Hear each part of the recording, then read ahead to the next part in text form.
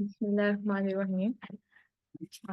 हाँ, इसके ना एमसीक्यूज देख लेते हैं। अब आपको थोड़ा आइडिया हो गया होगा लेक्चर से कि आपने ना हेड एंड नेक की एनाटमी सारी करनी थी। Head and neck surgery, neuro surgery वाला जो पोर्शन था वो सारा आपने सर्जरी का पढ़ना था डोगर से। ठीक है, जब सारे लेक्चर सुन लिए होंगे तो।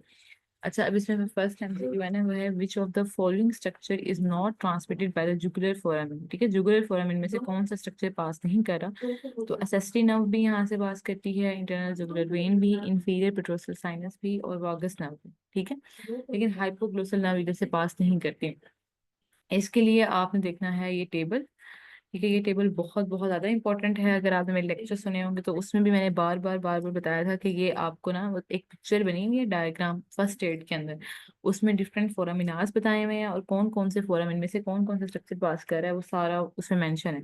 और कौन सा फोरामिन किस बोन में प्रेजेंट है ये सारा आपको पता होता है। जैसे कि फोरामिन ओवेल है, वो स्फिनाइड बोन में होता है, वहां से ओटिक गैंग्लियन पास कर रहा है। ठीक है, मैंडिबुलर नर्व, ठीक है, जो कि थर्ड ब्रांच है ट्राइजेमिनल नर्व की, है mandibular branch of trigeminal nerve भी बोलते हैं।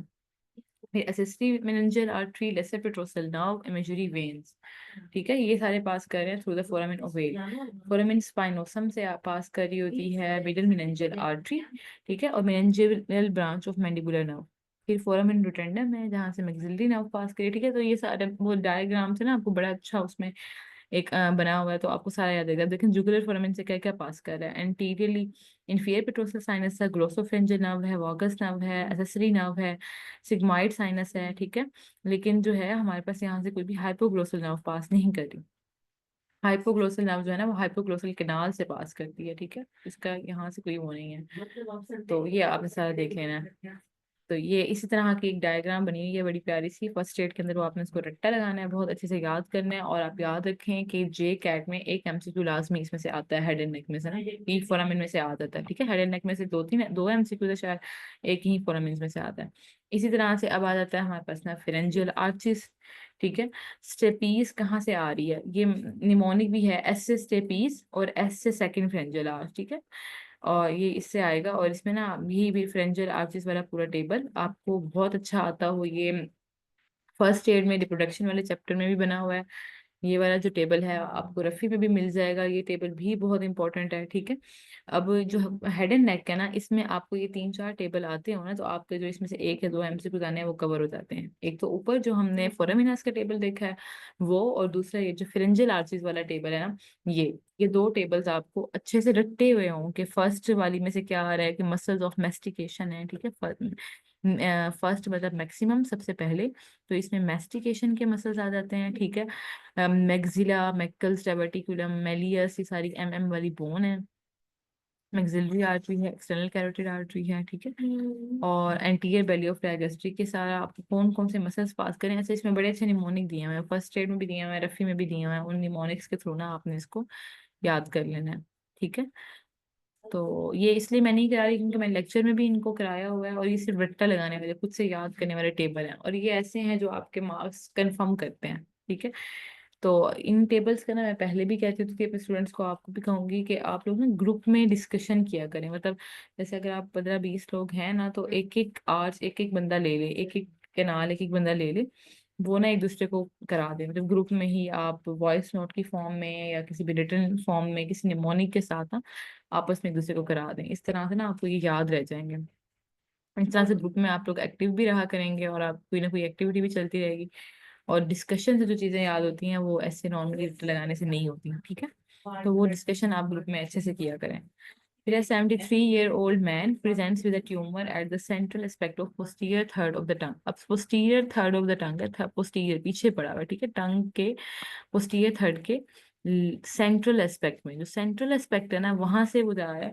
तो विच of the following groups metastasise करेंगे? अच्छा, आपको ना इसकी मेटास्टेसिस ना लाजमी आती हो। ठीक है, एक तो ये होता है जो पोस्टीरियर टंग है ना वहां से डीप सर्वाइकल लिम्फ नोड में ही जाता है। ठीक है, एंटीरियर टंग से अलग जाता है, पोस्टीरियर सर्वाइकल से ना अलग जा रहा होता है। ठीक है, तो अब इसमें ना आपने इन चीजों को देख लेना है अच्छे से। अब ये क्या होता है कि ट्यूमर्स का ना ये लिम्फेटिक ड्रेनेज टंग का बहुत ज्यादा इंपॉर्टेंट है, आप यहीं से याद कर लें अच्छा हो जाएगा। वैसे आपके पास डोगर में भी लिखा हुआ मिलेगा। ठीक है, अब एंटीरियर 2/3, पोस्टीरियर 1/3, दो में डिवाइड करके। ठीक है, हाँ बस क्या है टंग का एंटीरियर 1/3, 2/3 ये हो गया, और पोस्टीरियर 1/3, ठीक है। अब एंटीरियर 2/3 जो है ना, इसमें आपने देख लेना है कि इसमें टिप ऑफ टंग अलग आ जाती है, ठीक है, और साइड्स अलग से आ जाती है। टिप ऑफ टंग है वहां से जा रहा होता है सबमेंटल लिम्फ नोड, और submental the and deep cervical में ही सबने जाना है, लेकिन मेनली पहले कहाँ जा रहा है, सबमेंटल में, ठीक है। ये टिप ऑफ टंग है, फिर इसका जो मिड पोर्शन होता है, ये वाला सारा पोर्शन, ठीक है, ये सारा जाएगा सब मैंडिबुलर में, सब मैंडिबुलर से भी इसने भी डीप सर्वाइकल में जाना है, ठीक है। और जो इसके बाद फिर वो कह रहे हैं कि अगर हमारे पास यही मिड टंग में लेटरल साइड वाला जो होता है ना, लेटरली जो जाएगा वो ipsilateral deep cervical lymph node में जाता है, और जो सेंट्रल वाले होते हैं ना, वो हमारे पास जाते हैं bilateral deep cervical lymph node. इसलिए वो जो हम पढ़ रहे हैं ना, सेंट्रल रीजन से कहाँ जा रही है, तो सेंट्रल रीजन से ना bilateral deep cervical lymph node में जा रही है, ठीक है। तो ये आपको पूरा जो लिम्फेटिक ड्रेनेज है ना, ये आता हो। टंग का लिम्फेटिक ड्रेनेज बहुत इंपॉर्टेंट है, इसमें से एमसीक्यूज आते हैं, अगर आपको याद हो तो पिछले या उससे पिछले जेकेट में आए भी हुए थे, इसमें से एक आधा एमसीक्यू आया हुआ था। 21-year-old man undergoes surgical removal of an impacted third molar, ठीक है, थर्ड मोलर उसका impacted था। पोस्ट ऑपरेटिवली उसे एनेस्थीसिया हो गया है टंग के एंटीरियर लेटरल एस्पेक्ट पे। जो टंग का एंटीरियर लेटरल एस्पेक्ट है, और स्पेशली थर्ड मोलर से ना आपस सिर्फ एक ही नर्व है जो कनेक्ट करी होती है, वो होती है लिंगुअल नर्व, ठीक है। तो इसका मतलब ये है कि उसको लिंगुअल नर्व की इंजरी हुई है, ठीक है, न्यूरोपेरेक्सिया हुआ है उसका, और उसकी वजह से ये हो रहा है। अब उसके बाद है surgical resection specimen is analysed histologically. The pathologist comments that the periphery of the resected specimen oxyphil cells are identified. अब आपको ना ये पता होना चाहिए कि ऑक्सीफिल सेल्स किस स्ट्रक्चर के अंदर होते हैं, एनाटमी से रिलेटेड है और एंडोक्राइन। अब देखो ये फर्स्ट एड से रिलेटेड चीजें ही हैं, जो पेपर 1 के से देख लो, पेपर 1 इवन के क्या, ये पेपर 2 में भी आपसे पूछा जा सकता है। तो जो हमारे पास फर्स्ट एड में ना, आप स्टार्टिंग का चैप्टर देखेंगे ना, एंडोक्राइन वाला जो चैप्टर स्टार्ट हो रहा है, स्पेशली उन लोगों के लिए कह रही हूँ जिन्होंने पेपर 1 भी देना है, तो उसमें ना आपको मिलेगा पैराथायराइड की एनाटमी।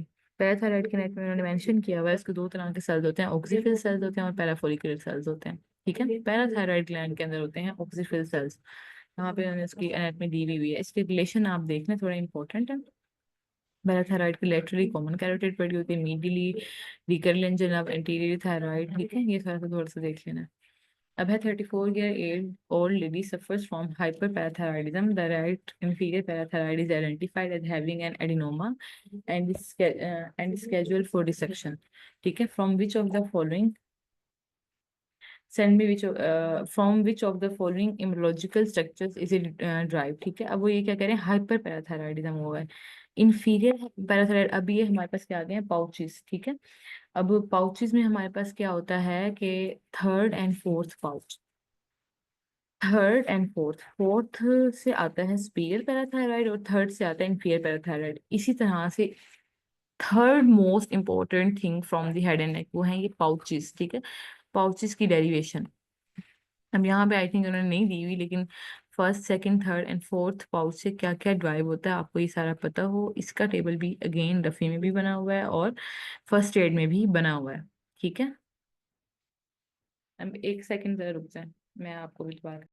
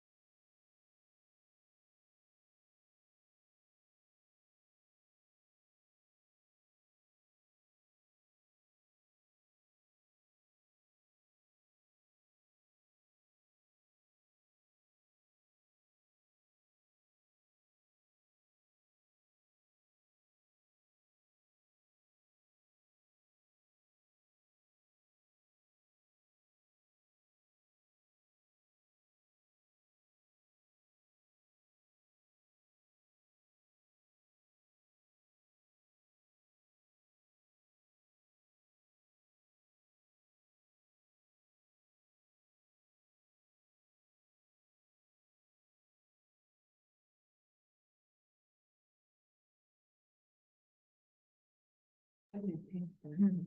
अच्छा, अब 56-year-old man is undergoing a superficial parotidectomy for a pleomorphic adenoma. During the dissection of the parotid, which of the following structures will be encountered lying more superficially? आपको पता है जब भी पैरोटिड की surgery करते हैं तो उसमें मोस्ट कॉमनली जो नर्व डैमेज होने के चांसेस होते हैं वो हमारे पास कौन सी है? फेशियल नर्व, क्योंकि मोस्ट सुपरफिशियल यही पड़ी होती है पैरोटिड ग्लैंड में। ये एमसीक्यू बहुत ज्यादा आता है, पैरोटिड ग्लैंड का रिलेशन नर्व, और इसमें मोस्ट सुपरफिशियल नर्व कौन सी होती है? ठीक है, स्लाइटली डीपर होगी रिट्रोमैंडिबुलर वाला। तो ये आपको ना डिफरेंस बताओ, अक्सर कभी पूछते हैं कि आपने जो है कभी ना डीपली पूछा होता है, एमसीक्यू इस तरह से दिया होता है कि पैरोटिड अंदर से उसकी इंजरी हुई है।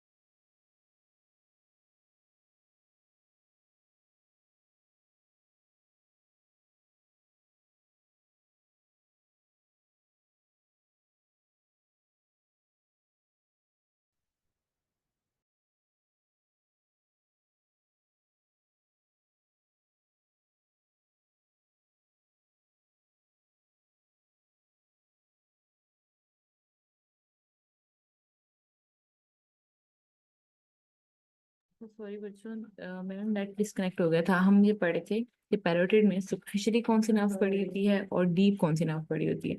सुपरफिशियली हमारे पास फेशियल नर्व पड़ी होती है जिसके डैमेज होने के चांसेस होते हैं, ठीक है, और डीप यहाँ पे होती है रिट्रोमैंडिबुलर नर्व। तो आंसर एमसीक्यू में ना आपने ऑप्शन में देख लेना है according to superficial and deep location के अकॉर्डिंग, फिर ये सिलेक्ट करना है, ठीक है। न्यूट्रोमैंडिबुलर सॉरी नर्व नहीं वेन होती है, सॉरी ये आपने करेक्ट करना है, नर्व नहीं वेन। नर्व जो है मोस्ट सुपरफिशियली नर्व है, उसके बाद वेन है, फिर आर्टरी है डीपर लेयर में जो पड़ी होती है।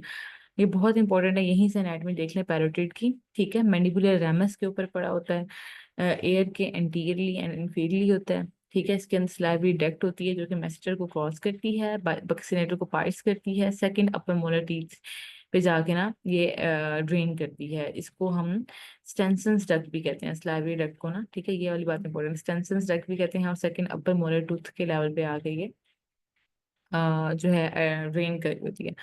ये स्ट्रक्चर जो पास कर रहे हैं थ्रू द ग्लैंड, उसमें क्या होता है? Facial nerve, external carotid artery, retromandibular vein and auriculo temporal nerve. अब फेशियल नर्व क्या है? सबसे सुपरफिशियल है, ठीक है। तो इसमें आपने देख लेना है कि उसके बाद एक्सटर्नल कैरोटिड आ रही है, फिर रेट्रोमैंडिबुलर वेन है, देन ऑरिक्यूलो टेम्पोरल नर्व। एंटीरियरली अब इसके मेसेटर पड़ा हुआ है, अब यहीं से आप देख लें इंटीरियरली इसके फेशियल नर्व पड़ी हुई है, और पोस्टीरियरली जो है इसके जो है आपने देख लेना है स्टेनोक्लीडोमेस्टाइड, पोस्टीरियर बेली ऑफ डायगेस्ट्रिक, ठीक है, और इंटरनल कैरोटिड आर्टरीज के पोस्टीरियरली पड़ी हुई है। वीनस ड्रेनेज रेट्रोमैंडिबुलर वेन इसको सप्लाई कर रही है, ठीक है। ये थोड़ा सा इसको पढ़ लेना है यहाँ से। फिर है 78-year-old man is due to undergo an endarterectomy of the internal carotid artery. Which of the following nervous structure are most likely at risk of the direction?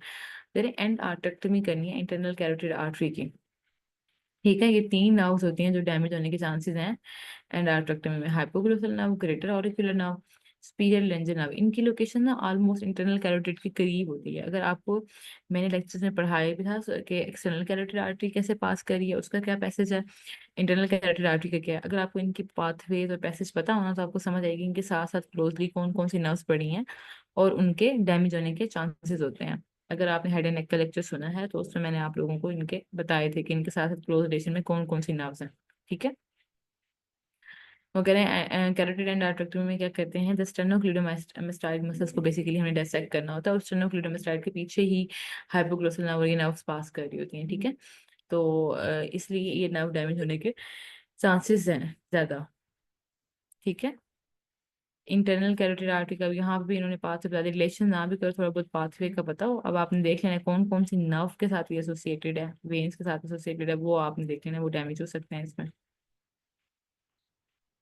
Branches के नेम पता हो इसके। ठीक, अब है as regard the internal jugular vein which of the following statement is untrue. ठीक है, internal jugular vein से रिलेटेड क्या अनट्रू है, ये विद इन कैरोटिड शीट होती है, हाँ जी होती है। ठीक है, कैरोटिड आर्टरी के साथ सिग्मॉइड साइनस की कंटिन्यूशन भी है। हाइपोग्लो हम ऊपर पढ़ के आए हैं, हाइपोग्लोसल नर्व से भी ये रिलेट करी है, ऑगस्ट नर्व से भी रिलेट करी है। लेकिन terminal part of thoracic duct cross interior to it to insert into the right subclavian vein, तो ये इसका गलत है। ठीक है, इसमें हमारे पास थोरेसिक डक्ट इसको क्रॉस नहीं करी होती इंटरनल जुगुलर वेन को। खैर ये इतना ज़्यादा इंपॉर्टेंट है, इतने डीप रिलेशन नहीं आएंगे, ये आप स्किप भी कह सकते हैं। Which of the following cranial sinus is unpaired, तो superior sagittal sinus is the only sinus जो कि अनपेयर्ड होता है। ठीक है, साइनसेस इतनी डिटेल में नहीं करने, वो जो मैंने आपको शुरू के 3 टेबल बताए हैं ना, पाउचीज, फ्रेंजीज एंड फोरामिनास, ये बहुत ज़्यादा इंपॉर्टेंट है। हेड एंड नेक में से अगर आप ये कर लेते हैं ना तो मोस्टली चांसेस हैं कि आपके एमसीक्यूज कवर हो जाए। ठीक है, एक एमसीक्यू तो लाजमी कवर हो जाएगा, एक और के लिए आप बाकी को देख लें। अगर पीछे उधर फॉलोइंग, अब यहाँ पे आप थोड़ा स्मार्टली भी चल सकते हैं। अगर आपने हेड एंड नेक में से जस्ट एक एमसीक्यू ही करना है, आप ये चाह रहे हैं कि बस ठीक है एक गलत हो भी जाए तो खैर है, तो सिर्फ आप वो 3 टेबल्स कर लें, इनफ है। Which of the following laryngeal tumors will not typically metastasize to the cervix, इसको आप स्किप कर सकते हैं। ठीक है, इतना डीपली नहीं आएगा। लेरिंग्स के मसल्स नहीं, ये कुछ करने की जरूरत नहीं है। 18-year-old man is cutting some plants when a small piece of vegetable matter enters his eye. His eye becomes watery. Which of the following is responsible for relaying parasympathetic neural signals to the lacrimal apparatus? अच्छा, ये मैं जो बात कर रही हूँ ना head and नेक से रिलेटेड कह रही हूँ, न्यूरो एनाटमी से रिलेटेड नहीं कह रही कि 3 टेबल्स कर रही हूँ। ठीक है, ये डिफरेंस आपको पता हो। अब क्या हो रहा है कि 18-year-old मैन है, प्लांट कट कर रहा था, small piece of vegetable matter भी एंटर हो गया उसकी आई में। अब आई जो उसकी डैमेज होगी तो कहना कि कौन सा जो है रिस्पॉन्सिबल है पैरासिम्पैथिक न्यूरोनल सिग्नल के लिए, तो आई में आपको पता ही है टीरिको पैराटाइन गैंग्लियन होता है, ये जो है ना आई के लिए पैरासिम्पैथिक सिक्रीशन दे रहा होता है। लेक्रिमल अपरेटस फाइबर जो है ना वो इसके थ्रू पास होते हैं, ये आपको बताओ। ठीक है, लेक्रिमल सिस्टम भी यही अगेन है कि रीड कर लेंगे तो अच्छी बात है। हेड एंड नेक में यही आता है ना, आईज, एयर्स, नोज और नेक के पार्ट्स। ऐसे नेक की ट्रायंगल जो है ना, एंटीरियर पोस्टीरियर ट्रायंगल, ठीक है, pouches, arches, anterior posterior triangles और फोरामिनास, ये 4 चीजें बहुत ज्यादा इंपॉर्टेंट है। बाकियों को आप रीड देना चाहते हैं, पढ़ना चाहते हैं तो पढ़ लें, कर लेंगे तो अच्छी बात है, आपके 2 एमसीक्यू 100% सिक्योर हो जाएंगे। अगर आप जिसको 4 चीजें भी कर लेते हैं तो इनफ है। ठीक है, a 43-year-old lady is undergoing a total thyroidectomy for extremely large goiter. The surgeon decided that access may be improved by division of the infrahyoid stress muscle. ठीक है, at which of the following side they should be divided. तो इनको ना उनके upper half में हमने divide करना है, क्योंकि लोअर हाफ में हम नहीं करेंगे। ठीक है, वहाँ पे उनकी नर्व सप्लाई होती है, ये बात बहुत इंपॉर्टेंट है, आंसर सर्वाइकैलिस नर्व पड़ी होती है, तो उसकी वजह से हम उसको लोअर हाफ में डिवाइड नहीं करते, बस उसको अपर हाफ में करते हैं, ये बात मैंने बताई थी। हाँ, ये इतने ज्यादा नहीं आएंगे टफ आपके ना इंशाल्लाह। एम इससे जो मैं आपको जो एमसीक्यू स्किप करने को कह रही हूँ वो आप करेंगे। अभी आंसर सर्वाइकल, और जो अगर आपने मेरे लेक्चर्स सुने हुए हैं ना फिर तो आपके लिए और भी आसान है। जैसे ये आंसर सर्वाइकलिस वाली बात मैंने आप लोगों को बताई हुई है कि स्ट्रैप मसल्स को हम, ये इंपॉर्टेंट बात है, एक इंपॉर्टेंट पॉइंट है इसका कि हम इसको अपर पार्ट में डिवाइड करते हैं, लोअर में नहीं करते, क्योंकि वहां से नर्व पास कर रही होती है इनके लोअर हाफ में ना, ये वाली। तो ये इंपॉर्टेंट है। अभी आ गई ट्राइंगल्स ऑफ नेक, बहुत ज्यादा इंपॉर्टेंट है। ठीक है, ये आपको आती हूँ। आपको ये एमसीक्यू सारे के सारे करने की जरूरत नहीं है, इनका मकसद ये होता है कराने का के आपको इम्पोर्टेंट टॉपिक्स आपके कवर होते हैं। ऑलमोस्ट जो इम्पोर्टेंट टॉपिक्स या जो टॉपिक्स पार्ट है हमारे पास MRCS के सिलेबस का, वही टॉपिक्स जो है ना जे कैट का भी पार्ट है। क्योंकि जो MRCS है ना, उसमें पेपर 1 होता है, पेपर A और पेपर B होते हैं। ठीक है, पेपर A में आपके बेसिक्स के MCQs होते हैं, पेपर B में ना आपके सर्जरी के होते हैं। तो ऑलमोस्ट ना वही टॉपिक्स हैं, पेपर A में वही टॉपिक्स हैं जो आपने जे कैट के लिए करने हैं, और MRCS में भी वही टॉपिक्स हैं। इसका डिफिकल्टी लेवल थोड़ा सा ज़्यादा है।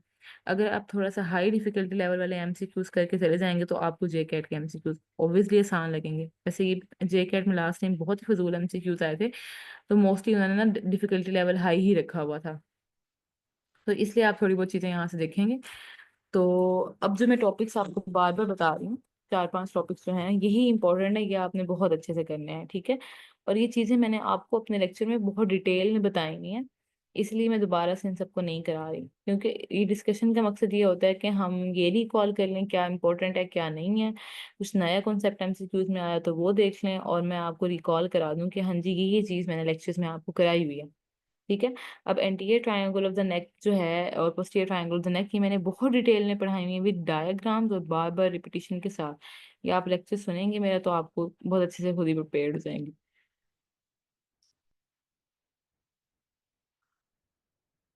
अब है 22-year-old woman has recently undergone a surgical excision of submandibular gland. She presents to follow-up clinic with complaint of tongue weakness on the ipsilateral side of her surgery. ठीक है, ipsilateral side of her surgery की जो है ना वहाँ से टंग weakness हो रही है सब मैंडिबुलर ग्लैंड की एक्सcision के बाद। यानी कौन सी नर्व डैमेज होगी, तो ये हमारे पास होती है ड्यूरिंग सब मैंडिबुलर ग्लैंड की सीएम में जो नर्व डैमेज होते हैं उनमें चांसेस होते हैं hypoglossal nerve, lingual nerve, mandibular. अब लिंगुअल नर्व का हम पढ़ चुके थे कि थर्ड मोलर के साथ इसकी एसोसिएशन है। ठीक है, हाइपोग्लोसल नर्व जो है ना ये पैरालिसिस कराएगी इप्सिलेटरल एस्पेक्ट ऑफ टंग की। ठीक है, क्योंकि ये डीप कैप्सूल के अंदर पड़ी हुई है। लिंगुअल नर्व जो है वो उसकी भी हाई रिस्क इंजरी होती है, लेकिन वो मोलर के साथ एसोसिएटेड होती है। और मार्जिनल मैंडिबुलर जो है ना वो भी इप्सिलेटरल वीकनेस नहीं कराती। ठीक है, तो इसमें जो इप्सिलेटरल वीकनेस है ना वो हाइपोग्लोसल नर्व की इंजरी की वजह से हो रही है। तो थोड़े से टंग रिलेटेड MCQs आ जाते हैं, इसलिए मैं इनको थोड़ा सा ज्यादा डीपली बढ़ा रही हूँ।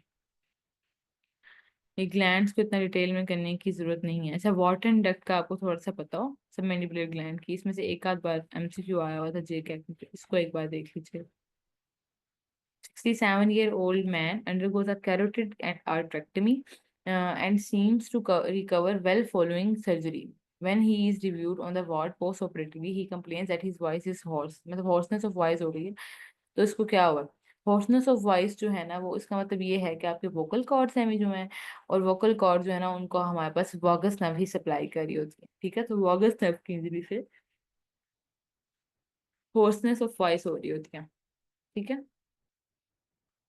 ये आपको काफी गैंग्लियॉन्स वगैरह वगैरह ये सारी चीजें बहुत डिटेल में हैं, ये आपके लेवल से एक लेवल ऊपर है, एक नहीं 2-3 लेवल, तो ये आप लोगों ने स्किप करनी है। इसमें से जो हमारे कंसर्न पॉइंट्स हैं, हमारे जो कंसर्न MCQs हैं, हमने वो देखने हैं। ठीक है, तो आप इन चीजों को जो मैं स्किप करने का बोल रही हूँ आप स्किप करते जाएंगे। ठीक है, ये बस एक डिस्कस एक आपका ना थोड़ा सा, इनका मकसद ये नहीं है कि आपने ये बैठे प्रैक्टिस करनी है और यही MCQ जुट के आ जाएंगे। MCQs क्वालिटी वाइज अच्छे हैं, थोड़ी आपको ना नो हाउ हो कि किस तरह का MCQ उस टॉपिक में से बन सकता है।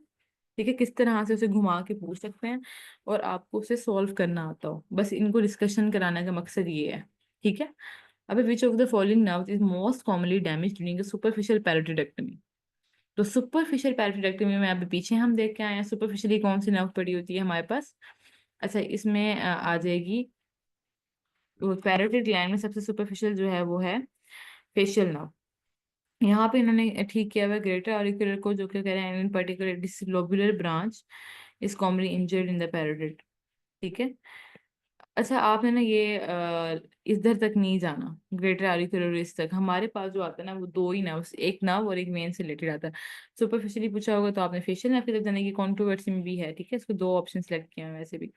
तो आपको बस इतना पता होना काफी है कि सुपरफिशियल होगी तो फेशियल नर्व, और थोड़ा डीपली पूछा हुआ होगा तो उसमें हमारे पास रेट्रोमैंडिबुलर वेन होती है। इन्होंने ग्रेटर ऑरिकुलर नर्व का बोला हुआ है।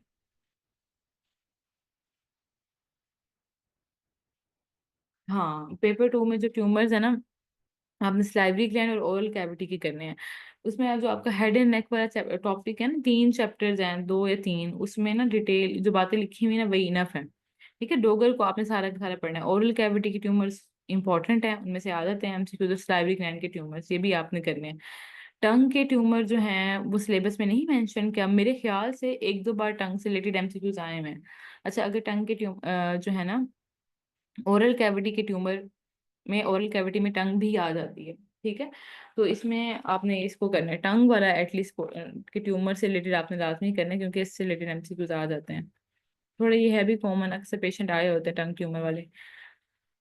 अब 21-year-old man undergoes an uncomplicated tonsillectomy for recurrent attacks of tonsillitis।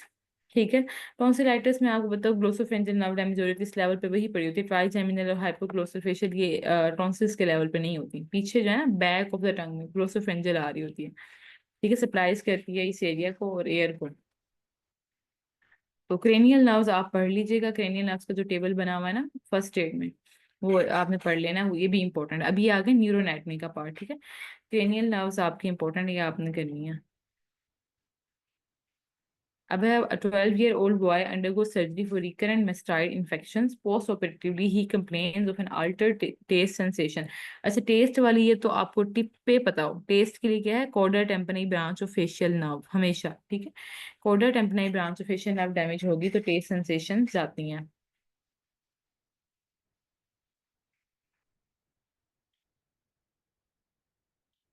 अब है, which of the nerves listed below provides sensory innervation to the skin overlying the lateral aspect of the nose। ठीक है, अब इसमें क्या हो रहा है कि कौन सी नर्व्स हैं जो कि प्रोवाइड कर रही हैं स्किन को sensory innervation on the lateral aspect of the nose. ठीक है, तो ये lateral nasal branches of ethmoid nerve. अच्छा, आप इसको स्किप कर दें। ठीक है, हेड एंड नेक में से जो मैंने आपको 4-5 टेबल बताया ना वो इनफ है, इतना ज्यादा डिटेल में नहीं आएगा। आई थिंक पेपर 1 में भी एनाटमी में इतनी डिटेल नहीं है हेड एंड नेक की। ठीक है, क्या आपको ये सारी चीजें करनी पड़े, नोज से रिलेटेड हो रही है। एमआरसीएस में हेड एंड नेक थोड़ा ज़्यादा डिटेल में है, इसमें से ज़्यादा एमसीक्यूज आने हैं, कोई 6-7, लेकिन आपके जो है ना पेपर जे कैट में पेपर 1 में हेड एंड नेक का जो एनाटमी वाला पोर्शन है उसमें से 2 आने हैं, और सर्जरी वाला जो ट्यूमर्स वाला पोर्शन है और वो है उसमें से आई थिंक 3 आने हैं, 2 या 3, ठीक है। अभी which of the following structure separates the subclavian artery and when. तो एंटीरियर स्क्लैनी मसल होता है जो कि इन दोनों को सेपरेट कर रहा होता है। अक्सर ये इससे रिलेटेड एंटीरियर स्क्लैनी से पूछ लेते हैं, इंपॉर्टेंट लैंडमार्क है, ठीक है, ये बहुत कॉमन कॉमन चीजें ही पूछी हुई हैं, आप एंटीरियर स्क्लैनी मसल से रिलेटेड ना एमसीक्यूज आ जाते हैं। ये इंपॉर्टेंट लैंडमार्क है जो क्या कर रहा है हमारे पास, सबक्लेवियन वेन एंड आर्टरी को सेपरेट कर रहा है। सबक्लेवियन वेन एंटीरियरली पड़ी होती है, सबक्लेवियन आर्टरी पोस्टीरियरली पड़ी होती है, दरमियान में एंटीरियर स्क्लैनी मसल पड़ा होता है। ठीक है, स्क्लैनी एंटीरियर, स्क्लैनी मीडियस, स्क्लैनी पोस्टीरियर, इन 3 का पड़ता हो। ठीक है, ये इन तीनों का मसल काम क्या है, ये वाला फर्स्ट टिप को एलिवेट करता है, एंटीरियर वाला पोस्टीरियर वाला सेकंड टिप को एलिवेट करता है, ठीक है। हाँ, और ये स्क्लैनी मीडियस एंटीरियर के साथ मिलके काम करता है। अब इसकी इंपॉर्टेंट जो है ना इनकी क्या होती है स्क्लेनिस मसल की, के ब्रेकियस प्लेक्सस एंड सबक्लेवियन आर्टरी ना पास करती हैं एंटीरियर एंड मिडिल स्क्लैनी मसल्स के दरमियान में से। ठीक है, इसलिए इनको कहते हैं स्क्लैनी हाइएटस एंड फिशर, जहां से ये पास कर रही होती हैं। ये थोड़ा सा इससे रिलेटेड इंपॉर्टेंट है। विच of the following structures listed below is not a content of carotid sheath. तो कैरोटिड शीथ के अंदर ना हमारे पास कॉमन कैरोटिड आर्टरी, नाम से पता लग रहा है, इंटरनल कैरोटिड आर्टरी होती है, जुगुलर वेन होती है, वॉगस नर्व होती है, लेकिन रिकरेंट लेंजियल नर्व नहीं होती, वो कैरोटिड शीथ का पार्ट है ही नहीं। ठीक है, अब मैंने आपको कराया हुआ है एक्सटर्नल कैरोटिड आर्टरी का पाथवे, कॉमन कैरोटिड आर्टरी का, कैरोटिड शीथ में क्या होता है, ये इंपॉर्टेंट एमसीक्यू है। ठीक है, ये आ सकता है, ये कैरोटिड शीथ के कौन कौन से कंटेंट्स होते हैं तो आपको पता हो। ठीक है, बस इसमें से इतना बताना काफी है, बाकी जो मैंने लेक्चर में बातें बताई थी वो करनी है। विच of the following is not a content of cavernous sinus. तो साइनस जो है इसका आपने निमोनिक से याद कर लेना है कि ओक्यूलोमोटर नर्व, ट्रोक्लियर, ऑफ्थेल्मिक, ये सारे इसके पार्ट हैं, बाकी नहीं है। ठीक है, ऑप्टिक नर्व इसका पार्ट नहीं आती।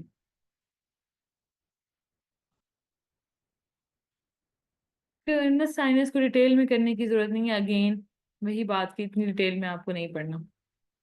43-year-old man is due to undergo an excision of submandibular gland. Which of the following incision is most appropriate in this procedure? छोड़ दें, स्किप कर दें इसको। ठीक है, ये बात इंपॉर्टेंट है। 5 ईयर ओल्ड बॉय प्रेजेंट कर रहा है रिकरेंट हेडेक्स के साथ। As part of his assessment he undergoes an MRI scan of his brain this demonstrate enlargement of the lateral and third ventricles. Where is the most likely of this obstruction? Lateral and third ventricles अगर enlarge हो गए हैं ना, तो इसका मतलब है third and fourth के दरमियान में मसला है। तो थर्ड एंड फोर्थ के दरमियान में जो फोरामिन होता है वो एक्वीडक्ट ऑफ सिल्वियस होता है, ठीक है। अच्छा, ये अब जो है ना, मेरी बात सुने, आपका जो टॉपिक हमारा जो है हेड एंड नेक के साथ न्यूरो एनाटमी है पार्ट। मेरे ख्याल से न्यूरो एनाटमी अलग से करना था। आप लोगों ने की है न्यूरो एनाटमी के लेक्चर सुने? हाँ, इसमें ना ज्यादा एमसीक्यूज जो हैं वो न्यूरो एनाटमी से रिलेटेड है, इसलिए आप लोगों को थोड़े कंफ्यूजिंग और मुश्किल भी लग रहे होंगे, क्योंकि अभी न्यूरो एनाटमी आप लोगों ने करनी है।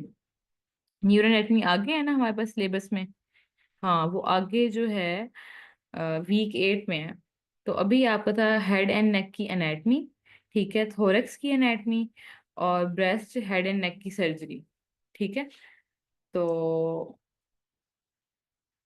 ये आपको बेसिकली सिलेबस में इंक्लूडेड थी, जिसमें चीजें जिसमें आपने क्या करना था, थायराइड करना था, ब्रेस्ट करना था, ठीक है, और उसके अलावा हेड एंड नेक वाला सर्जरी का पोर्शन करना था, और साथ में वापस हेड एंड नेक की एनाटमी करनी थी।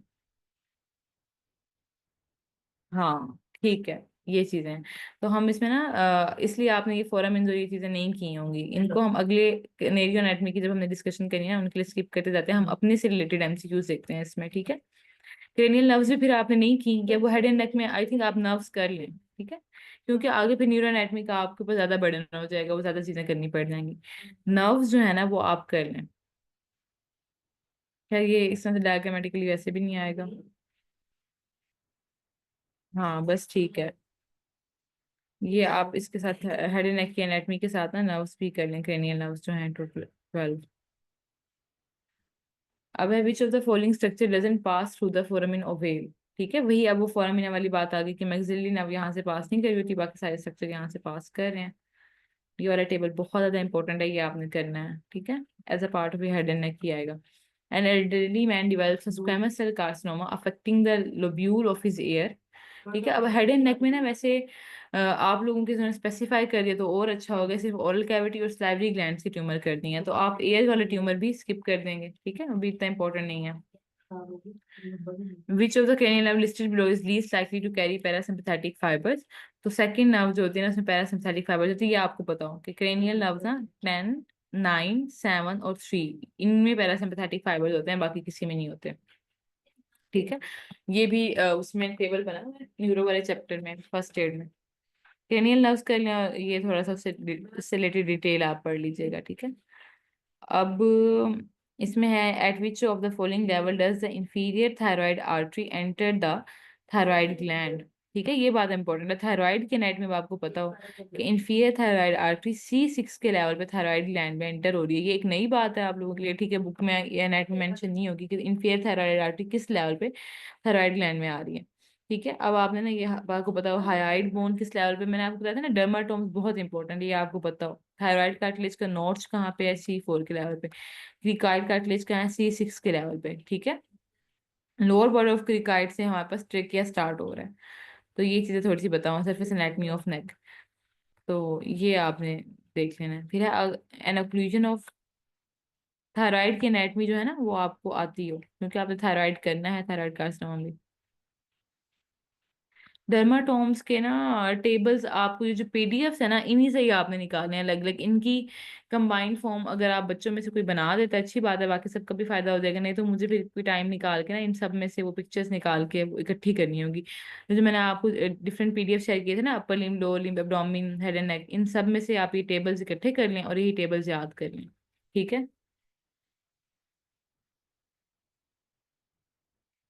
अब है an occlusion of the anterior cerebral artery में compromise the blood supply to the following structure। Anterior cerebral artery, ऐसा ये फिर वही उससे न्यूरो एनाटमी आपने की होगी ना, तो उससे आपको समझ आएगा कि किस किस एरिया को क्या क्या सप्लाई करें, ठीक है। आई थिंक इसमें ना हमारे पास सारे जो ज्यादातर एमसीक्यूज हैं ना वो न्यूरो एनाटमी वाले ज्यादा हैं, और आपने न्यूरो की नहीं हुई।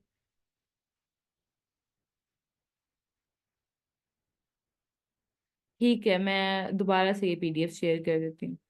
तो आप लोगों ने ना, मतलब इसलिए आपको ये ज्यादा मुश्किल तब लगेगी जब आप एक दफा न्यूरो एनाटमी के लेक्चर सुन के वो सारा पढ़ के आएंगे ना फर्स्ट एड से। तो फर्स्ट एड और रफी के साथ भी साथ में लाजमी पढ़िएगा, तो ये फिर हम बाकी जो मिड वाले एमसीक्यूज हमारे छूट रहे हैं ना वो हम तब करेंगे, ठीक है। ये वही बता रहे हैं कि NTA two third of the tongue की टेस्ट सेंसेशन कॉर्डर टेम्पनाई लेके जा रही होती है। अब 44 ईयर ओल्ड अंडरगोइंग पैराटिडेक्टमी हुई है and the surgeon is carefully preserving the facial nerve. Fortunately, his trainee then proceed to divide it, which of the following will not be affected. जैसे पैराटिडेक्टमी में ना हमारे पास कॉर्डर टेम्पनई ब्रांच तो नहीं जाएगी, ठीक है, फेशियल नर्व जा रही है तो उसकी कॉर्डर टेम्पनई ब्रांच जो है वो पहले वो दे देती है। इसलिए टेस्ट सेंसेशन मेंटेन रहेंगी, लेकिन जो बाकी सारे फंक्शन है ना फेशियल नर्व के वो डैमेज हो जाएंगे। ठीक है, ये इन साइड ये बात इंपॉर्टेंट है, एक दफा एमसीक्यू भी आया हुआ था कि फेशियल केनाल के अंदर कौन सी नर्व ये देती है, तो कॉर्डर टेम्पनाई दे रही है। ठीक है, ये भी अगेन नर्व सोर्स से रिलेटेड है। अब which cranial nerve supplies the general sensation to the posterior third of the tongue, वही glossopharyngeal posterior third of the tongue को भी कर रही है, आगे टॉन्सिल्स के लेवल पे भी यही कर रही होती है, तो इसलिए टॉन्सिलाइटिस में भी इसके डैमेज होने के चांसेस हैं। हाँ, रफी और उसको मिला के पढ़ेंगे ना फर्स्ट एड को, तो आपको फिर न्यूरोनेट भी ज्यादा अच्छी समझ आएगी। ठीक है, अब है पोस्टीरियर थर्ड ऑफ द टंग से जो है उसकी सेंसेशन ग्लोसोफेरेंजियल नर्व करा रही होती है। अगेन क्रेनियल नर्व्स आ गई। विच of the following doesn't pass through the superior orbital Fisher. अच्छा, आपको ना ये लास्ट टाइम जब मैंने दिया था ना जे कैट तब भी एमसीक्यू आया हुआ था कि सुपीरियर ऑर्बिटल फिशर और इन्फीरियर में से क्या पास करे, तो इसलिए आपको सुपीरियर ऑर्बिटल फिशर और इन्फीरियर ऑर्बिटल फिशर के स्ट्रक्चर्स भी पता हो कि इनमें से क्या क्या पास कर रहा होता है। क्या क्या बता दिया, आप ये टॉपिक्स नोट कर लें। Pharyngeal arches derivative, pharyngeal pouch derivative, foraminas के कंटेंट्स, अब इन्फीरियर सुपीरियर ऑर्बिटल फिशर्स के कंटेंट्स, ठीक है, क्रेनियल नर्व्स, और उसके अलावा मैंने एक और चीज भी आपको बताई थी, पाउच डेरिवेटिव्स हो गए, क्रेनियल नर्व्स हो गई। ठीक है, एक सिक्स और टॉपिक भी बताया था। ये सारे ये टॉपिक्स आपने बहुत अच्छे से करने हैं। हाँ, ट्राई एंगल्स ये बहुत ज्यादा इंपॉर्टेंट है। ये छह चीजें आपने बहुत अच्छे से करनी है। अब सुपीरियर ऑर्बिटल फीचर से क्या क्या पास कर रहा है और इन्फीरियर ऑर्बिटल फीचर से क्या क्या पास कर रहा है, ये आपको आता हो, ये जे कैट का एमसीक्यूज है, इसमें से लाजमी पूछते हैं। ठीक है, या तो फोरामिना से पूछ लेते हैं या इनसे क्या क्या पास कर रहा है ये पूछ लेते हैं। ठीक है, तो ये बेसिकली इसके साथ ही आ रहे होते हैं, सुपीरियर ऑर्बिटल फिशर और inferior orbital. 18 year old man undergoes an tonsillectomy. अच्छा, छोड़ देते हैं, टॉन्सिलाइटिस से हमारा कोई रिलेशन नहीं है, ठीक है, इसमें हम नहीं करना। अच्छा, which nerve listed below is responsible for providing innervation to the lower molar teeth. ये एक आध बार शायद आया हुआ है, लेकिन ना अब तब ये होता था कि थोड़ा सा कंबाइंड जब जे कैट था ना तब ये थोड़ा सा टीथ रिलेटेड और इनसे रिलेटेड एमसीक्यूज आ जाते थे। इन्फीरियर एल्वियोलर नर्व वाला जो है ना, कि इन्फीरियर एल्वियोलर नर्व किस स्ट्रक्चर को सप्लाई करती है, एक आध बार जे कैट में एमसीक्यू आया हुआ है। अदरवाइज जो है ना ये इतना ज्यादा इंपॉर्टेंट नहीं है। ठीक है, थोड़ा बहुत आपको आइडिया हो इन्फीरियर एल्वियोलर नर्व ये कहाँ सप्लाई करी और इस तरह से ट्राइजेमिनल नर्व की ना थोड़ी सी डिटेल बताओ। जैसे ये ब्रांचेस ऑफ ट्राइजेमिनल नर्व हमारे पास क्या आ जाती हैं, ठीक है, ऑफ्थेल्मिक है, मैक्सिलरी है, मैंडिबुलर है, फिर इनकी ब्रांचेस जो है ना वो कहाँ कहाँ सप्लाई कर रही हैं। What is the arterial supply to the lacrimal apparatus, lacrimal apparatus को ऑफ्थेल्मिक आर्टरी सप्लाई, ये आप स्किप कर दें। ठीक है, इतना ज्यादा डिटेल में याद नहीं रहेगा।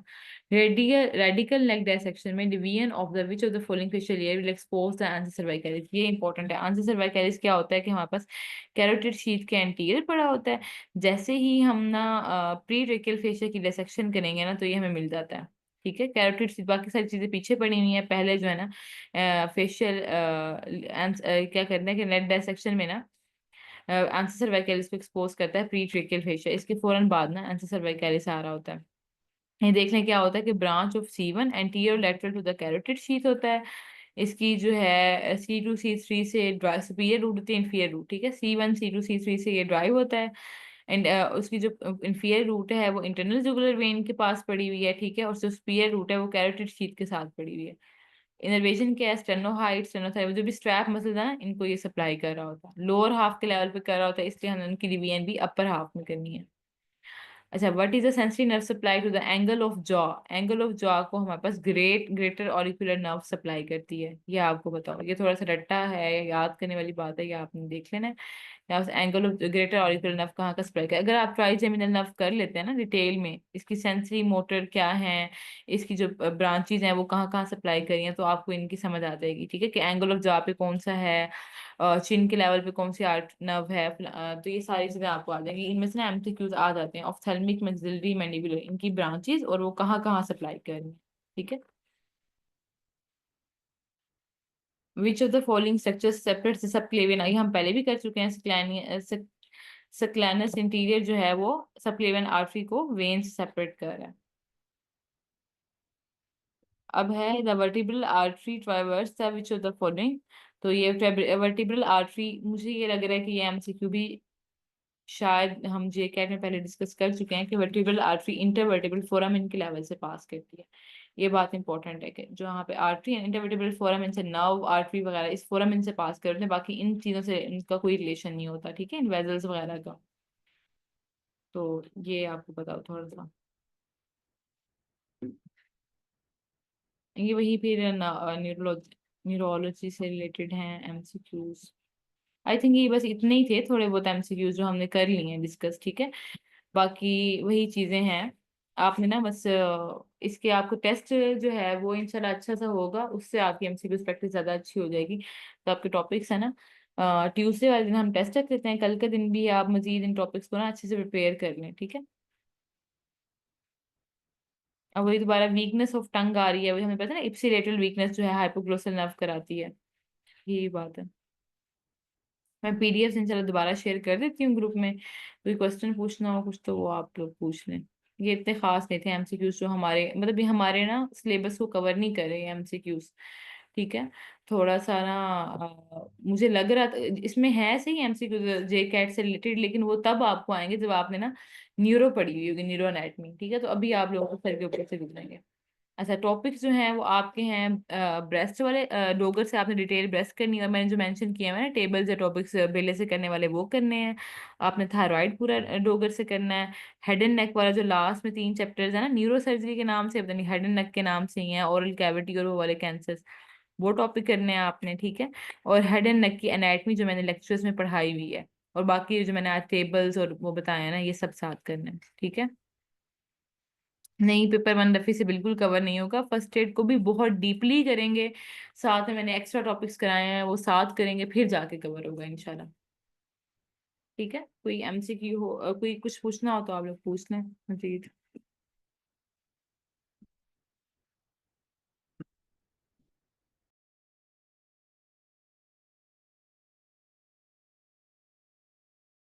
अच्छा, मुझे ना आप दोबारा से रिकॉल करा दीजिएगा, क्योंकि अब मैं लेक्चर जो है लास्ट टाइम का सेशन है ना, कुछ टेबल्स वगैरह मैंने बताए थे, मुझे ना बता दीजिएगा मैंने कौन कौन से मेंशन किए हैं लेक्चर में ना, कि किस किस चैप्टर के टेबल्स मेंशन किए हैं। मुझे थोड़ा सा याद दिला दीजिएगा, मैं दोबारा फिर उनकी पिक्चर शेयर कर दूंगी पहले वाली। बेस्ट से शायद मेरे ख्याल से एक दो टेबल करने थे उसकी क्लासिफिकेशन रिलेटेड, बाकी सारा रोगर से कवर हो रहा था, वो मैं भी शेयर कर देती हूँ। ओके, अल्लाह हाफिज। अच्छा, वो जो लेक्चर है ना, मतलब ये पीडीएफ है ना, ये शेयर होने में ना टाइम लग जाएगा, मैं अभी सेंड करती हूँ, हो सकता है कल सुबह तक पहुंचे। ठीक है, तो परेशान नहीं होना, मैं दोबारा पीडीएफ सेंड कर देती हूँ सारे।